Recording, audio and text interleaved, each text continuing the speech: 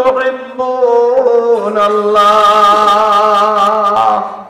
আল্লাহ বলেন, হে নবী আপনি বলে দিন, আপনি মানুষকে জানায় দেন, ইন কুনতুম তুহিব্বুনাল্লাহ,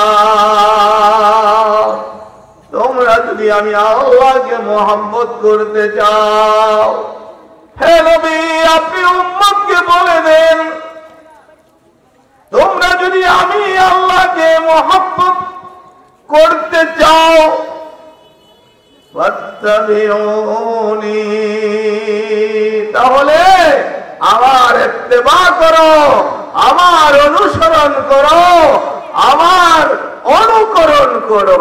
নবীকে বলে দিচ্ছেন বলার জন্য, আল্লাহকে মহব্বত করতে হইলে আমার মানে রাসূলের ইত্তেবা করতে হবে। ফাত্তাবিউনি ইউহিব্বুকুমুল্লাহ, যদি আমার ইত্তেবা করো তাহলে আমি আল্লাহ তোমাদেরকে মহব্বত করা শুরু করে দেব। আল্লাহ রাসূলের অনুসরণ করা, অনুকরণ করা আল্লাহর মহব্বতের কারণ হয়ে দাঁড়াইবে। আল্লাহর মহব্বতের কারণ হইয়া যদি দাঁড়ায়, আল্লাহ বলেন ওয়াগফির লাকুম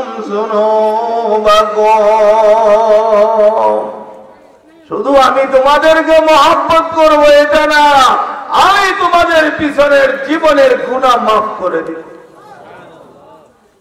তাহলে আল্লাহ মহব্বত করবে, আবার আমাদের জীবনের গুনাহ মাফও করে দিবে। এজন্য রাসূলুল্লাহ সাল্লাল্লাহু আলাইহি ওয়াসাল্লামের সুন্নতকে আঁকড়ায়া ধরা যায়, রাসূলের সুন্নতের অনুসরণ করা যায়, রাসূলের সুন্নতের অনুকরণ করা যায়। রাসূলের সুন্নতের অনুসরণ করে আল্লাহ মহব্বত করবে। রাসূলের সুন্নতের অনুসরণ করলে, রাসূলের সুন্নত মোতাবেক জিন্দেগি করলে আল্লাহ জীবনের গুনাহ মাফ করে দিবেন। যেই বান্দাকে আল্লাহ মহব্বত করবেন, যেই বান্দার গুনাহ আল্লাহ মাফ করে দিবেন, যখন মৃত্যুর সময় হবে, আজরাইল যখন সামনে আসবে, তখন কোন ধোঁকায় কাজ আসবে না। শয়তান ধোঁকা দেখ, নফসে ধোঁকা দেখ, মানুষ ধোঁকা দেখ, কোন ধোঁকায় কাজে আসবে না। তার মৃত্যুর সময় ঈমান নসিব হয়ে যাবে, ঈমান নসিব হয়ে যাবে। মরার সময় ঈমান নসিব হওয়া এটা বড় দৌলত। কি বলেন? এটা বড় দৌলত। মরার সময় ঈমান নসিব হওয়া অনেক বড় নসিবের বিষয়। এজন্য কিতাবে আছে রাসূলের কিছু সুন্নত এমন আছে যে সুন্নতকে কেউ যদি আমল করে মরার সময় তার ঈমান নসিব হবে, কালেমা নসিব হবে। এমন কিছু সুন্নত আছে, আমরা কি চাই না মরার সময় আমাদের ঈমান নসিব হোক বলে? আমরা সবাই চাই মরার সময় ঈমান নসিব হোক, আমরা সবাই চাই মরার সময় কালেমা লা ইলাহা ইল্লাল্লাহ জবান দিয়া চালু হয়ে যায়। মরার সময় ঈমান নসিব, মরার সময় কালেমা নসিব, এটা আমরা সবাই চাই। বলেন চাই কিনা? আমি কয়েকটা সুন্নতের কথা বলবো, যে সুন্নতগুলির উপরে যদি কেউ আমল করে মরার সময় ঈমান নসিব হবে, মরার সময় কালেমা নসিব হবে। যদি এই কয়টা সুন্নতের উপরে আপনারা ওয়াদা করেন আমল করবেন, তাইলে বলে লাভ হবে, ফায়দা হবে, আর না হয় বলে কোনো লাভ নাই। এজন্য আপনাদেরকে জিজ্ঞাসা করি যে সুন্নত গুলোর উপরে আমল করলে মৃত্যুর সময় ঈমান নসিব হবে, কালেমা নসিব হবে। এই সুন্নত গুলির উপরে আমল করতে রাজি আছেন? কে কে রাজি আছেন একটু দেখি।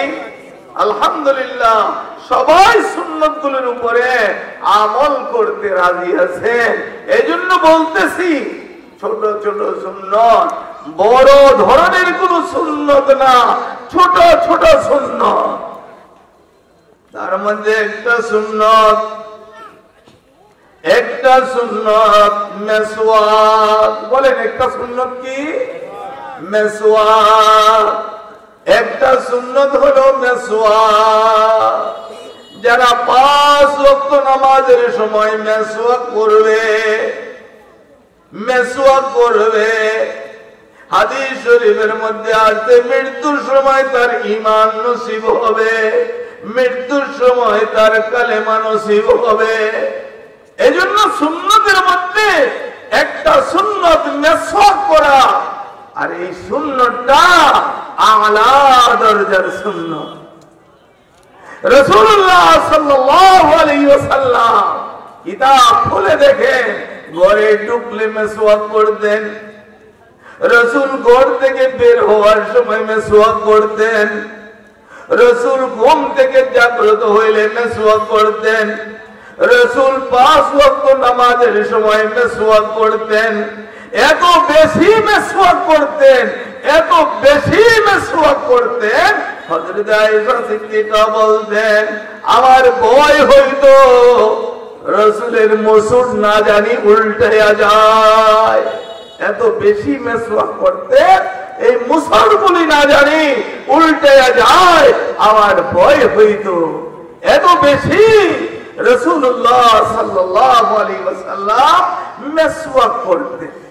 মেসওয়াক কি এটা বড় অনেক টাকা পয়সার দরকার বলেন তো? অল্প 10 টাকা হইলে মেসওয়াক পাওয়া যায়। আর এই মেসওয়াক এরকম ভাবে সব সময় করা যায়, 5 ওয়াক্ত নামাজের সময়ও করা যায়।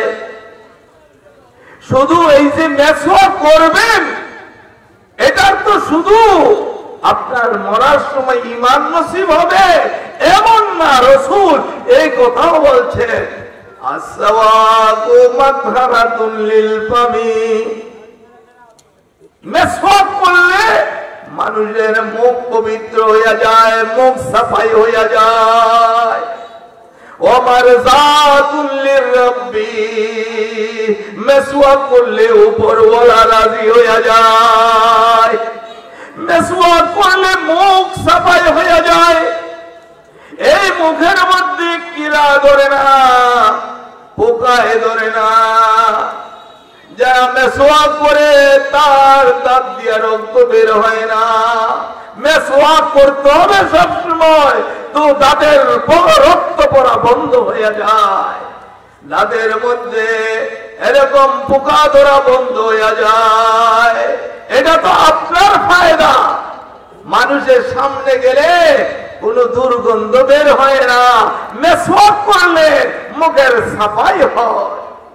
আর সবচেয়ে বড় কথা হলো আমার যাতুল লিররাব্বি, উপরওয়ালা রাজি হয়ে যায়।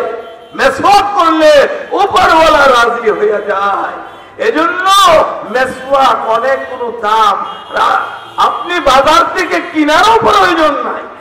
প্রতিটা বাড়িতে বাড়িতে নিম গাছ আছে, নিমের ডালা দিয়ে মেসওয়াক করা যায়। আমাদের শেখ মুফতি মুশতাকুন নবী কাসেমি দামাত বারাকাতুল আলিয়া তশরিফ নিয়ে আসছেন। এই জন্য আমরা সবাই অন্তর থেকে বলি আলহামদুলিল্লাহ। আরো জোরে, এত আস্তে বললে হবে, আরো জোরে জোরে বলি আলহামদুলিল্লাহ। নারায়ে তাকবীর।